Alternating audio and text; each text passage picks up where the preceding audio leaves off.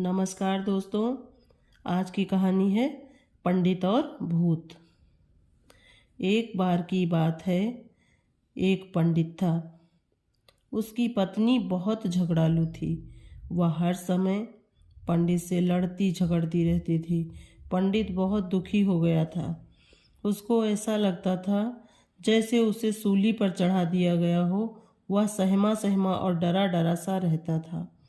पंडित की उसकी पत्नी से सारा गांव थर थर कांपता था। लोग कहते थे, उसका नाम सुनते ही देवता तक कांपने लगते हैं। हम क्या चीज़ हैं।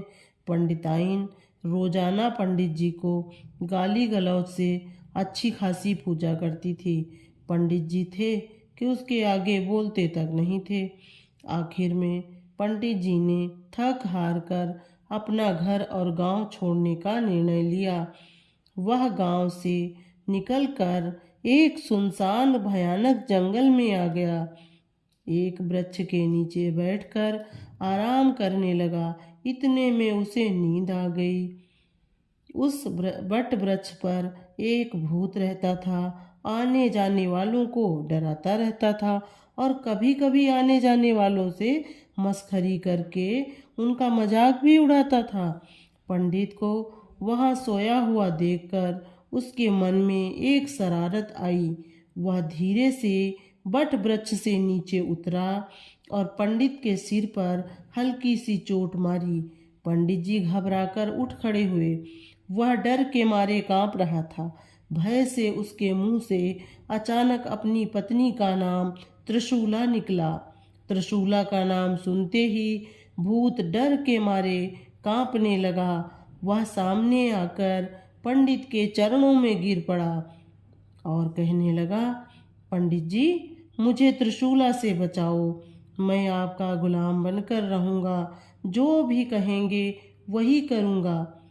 पंडित ने उस भूत से पूछा, अरे भाई, तुम त्रिशूला से इतना क्यों डरते हो? भूत बोला, पंडित जी, पूछो मत। इससे पहले मैं एक पंडितों की बस्ती में रहता था।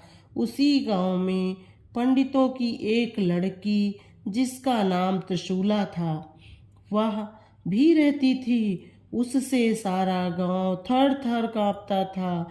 वह बहुत ही झगड़ालू स्वभाव की थी। एक बार की बात है कि तालाब के किनारे एक बार मेरी उससे मुलाकात हो गई। मैंने उसका हाथ पकड़ने का प्रयास किया। वह तालाब के किनारे कपड़े धो रही थी। वह कपड़े धोने वाले डंडे से मुझे पीटने लगी। उसने पीट पीट कर मुझे अधमरा कर दिया। मैं वहाँ से भागकर दूसरे गांव में आ गया। उसकी भी शादी हो गई। परंतु यह क्या, वह भी शादी करके उसी गांव में आ गई। एक बार फिर मैं गलती से उसके घर चला गया। उसने मुझे पहचान लिया। भीतर से मूसल लेकर आ गई और मुझे मूसल से पीटने लगी। मैं बड़ी मुश्किल से वहाँ से बचकर भागा। अब मैं इस सुनसान जंगल में रहता हूँ। कहीं वह यहाँ भी न आ जाए। कृपा करके मुझे उससे बचाओ। भूत की बात सुनकर पंडित को बड़ी संतुष्टि हुई। पंडित ने सोचा, लोग भूत से डरते हैं, परंतु यहाँ तो भूत भी मेरी पत्नी से डरता है। कितनी बहादुर है मेरी पत्नी। पंडित ने मन ही मन विचार किया। भूत ने पंडित को बताया कि इस पेड़ के नीचे खजाना है। आप यह खजाना ले जाओ, परंतु त्रिशूला को मेरा पता मत बताना।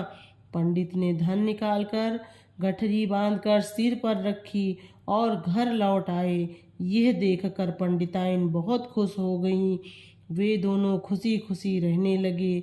अब पंडिताइन ने भी पंडित से झगड़ा करना बिल्कुल बंद कर दिया।